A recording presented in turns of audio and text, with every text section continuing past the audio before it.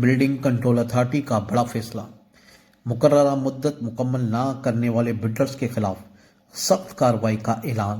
کراچی سمیت سندھ بھر میں ادھوری رہائش اور کمرشل عمارتوں کے بڑھتے ہوئے مسئلے پر سندھ بلڈنگ کنٹرول اتھارٹی نے بڑا اور اہم فیصلہ کر لیا ہے۔ ادارے نے اعلان کیا ہے کہ جو بلڈرز مقررہ مدت میں اپنی تعمیراتی منصوبے مکمل نہیں کریں گے، ان کے خلاف سخت کارروائی کی جائے گی۔ سندھ بلڈنگ کنٹرول اتھارٹی کے مطابق ایسے بلڈرز کا لائسنس معطل کیا جائے گا اور انہیں ڈی لسٹ بھی کر دیا جائے گا۔ اس کے ساتھ ساتھ ان بلڈرز کو مستقبل میں کسی بھی نئے تعمیراتی منصوبے کی منظوری نہیں دی جائے گی۔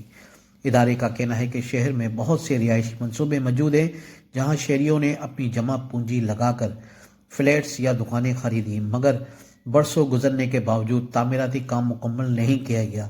اس صورتحال کے باعث نہ صرف شہری شدید مشکلات کا شکار ہیں بلکہ شہر کی شہری منصوبہ بندی بھی متاثر ہو رہی ہے۔